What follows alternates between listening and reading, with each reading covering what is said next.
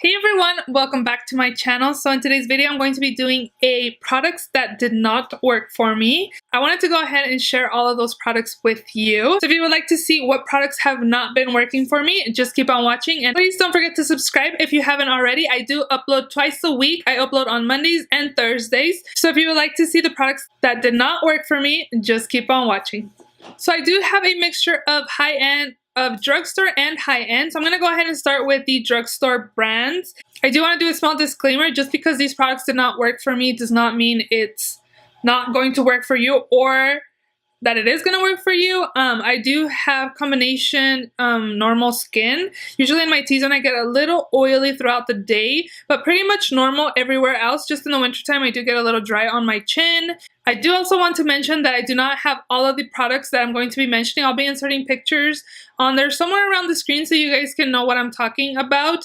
A lot of the products I did return. I do give it a chance and try it out, and if it does not work for me, I do not see a point in why I have to waste my money and let it sit in my collection to collect dust. But yeah, I just wanted to do that small disclaimer. Again, just because these products don't work for me does not mean it's not going to work for you, or opposite as well. So the first product is this e.l.f. Hydrating Face Primer. So this primer, so I thought this would be water-based, but it has silica in it, so it's not water-based. And if you want to see what the texture is, you can kind of see it right there that it is pretty much silicone base.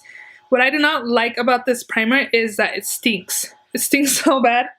It smells like really old oil. It's probably disgusting. Like oil that you've cooked and it was sitting for like a day. You know that like oil smell? Like it stinks. Like I can't even like put it on my face. It just stinks so bad. I used it a few times, but just the scent, I can smell it right now, and it's on my hand, and my hand is like down here. I do not like the scent of this at all. So that's the reason why I do not like this product, just because the scent, I can't get over the scent. And I'm sure there's a lot of people like myself that if the scent is not pleasant, we will not use a product. And another product that I did not like because of the scent as well was the Revlon Photo Ready and Brightening Primer. It's like a white cream product. Oh, it stinks so bad also. Like I could not even put it on my face either. It just stunk so bad. And then also it did cause me to break out. I have like acne scars right here recently that I got, and it was from that product. Like it caused me to break out, plus it stinks. So I did return that product back to Ulta. It just had to go back, and yeah, I do not like those two primers. Another product from Revlon that I do not have with me right now. So it's the Revlon Color Stay Makeup for combo / oily skin, or the normal / dry. So I picked up the combo oily because again, I have combination skin. So I figured it would, you know, like since it's geared towards combination skin, I would probably like make me more matte, and a lot of people rave about this foundation, so I wanted to try this foundation out. A lot of people raved about it, a lot of people love it. So I applied this foundation and I just felt itchy. Like it was itchy right here on my chin, and I didn't really think that it was the foundation, but I was just like, oh my gosh, my chin is itchy. Like what am I gonna, you know, like it's just itchy. Like I've had that feeling before, because again, during the winter time, my chin gets dry and it does get itchy. So I knew it was because it was dry down here. So I was just trying to extra moisturize my skin.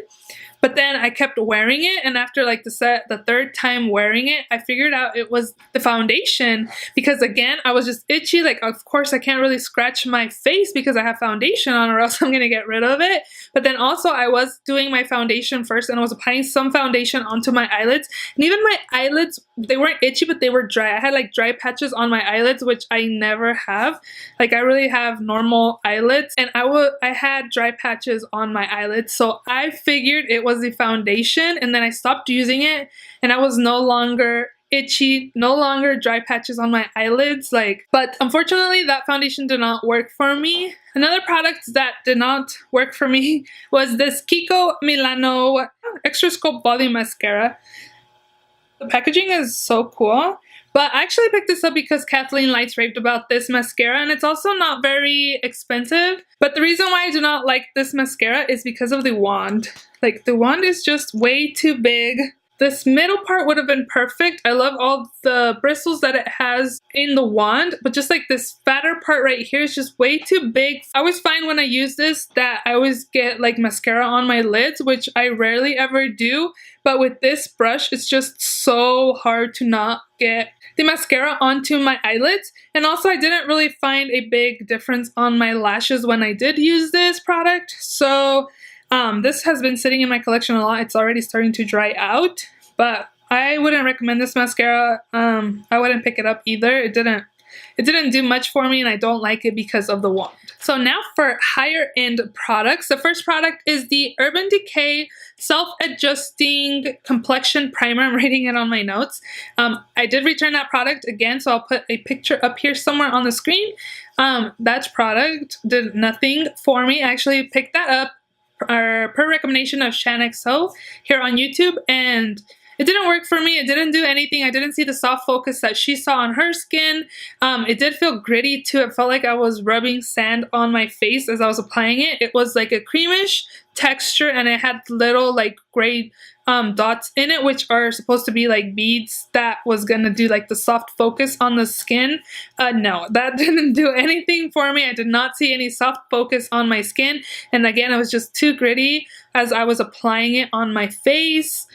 I didn't see anything for that. It was kind of expensive, so I did return that product. Another product I picked up as well per recommendation of another YouTuber here is the Dior Forever Skin Foundation. I picked that up because Jaclyn Hill raved about that foundation. I don't really see people using it as much as when she first recommended it, but I was all like, I need to try this foundation. It's $50. Who cares? Jaclyn raves about this foundation. I need it. I did try it, and unfortunately, it did not work for me. I didn't see the whole skin-looking skin like she saw. It made me really oily sooner than any other foundation did. I didn't see natural looking skin, just like right now. Like, my skin feels like it looks pretty natural, I would say. You can still see my little birthmark and some acne scars peeking through. And I just used my Maybelline Fit Me. This was $5 from Walmart. So $50. So $50 for a product that didn't do much for me and made me oily. Definitely had to go back. That's kind of crazy how like I have 3 products that were recommended by YouTubers that I did not like. So yeah, that foundation went back.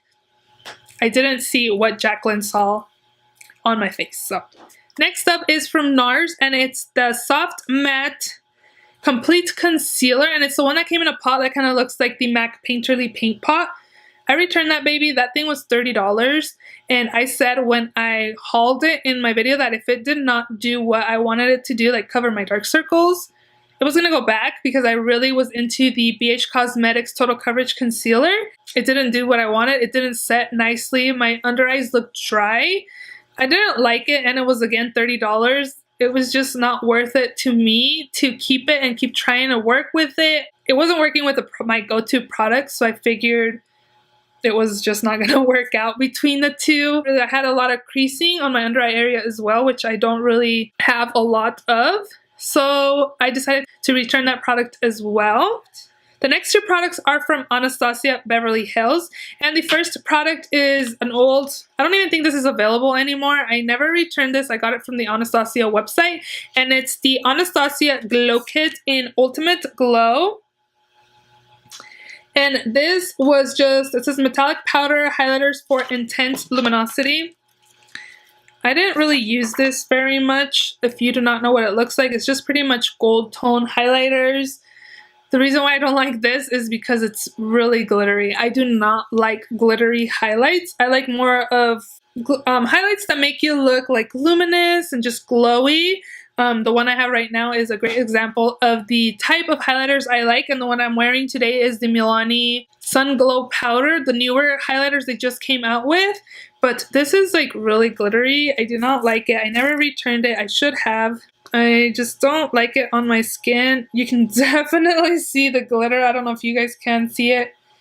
but I can see glitter and I do not like it. Like, this is a lighter gold and you can see darker gold glitters in it.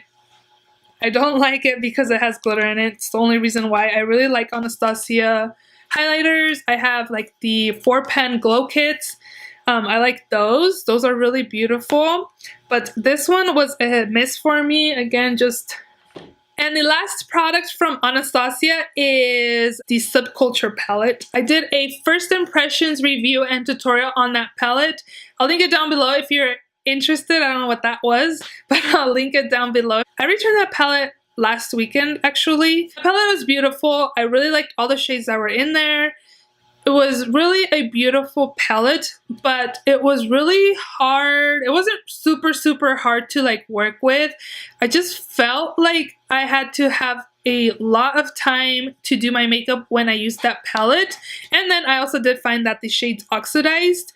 So I did not like that either, because whatever you saw in the pan was not going to be the exact shade that was on your lids. So I decided to go ahead and return it because I wasn't really using it, to be honest. I used it probably 3 times after I had filmed that first impressions, and I found that I had to take extra time to blend out my eyeshadow, and that is extra time that I didn't really have to be taking extra time to do my makeup.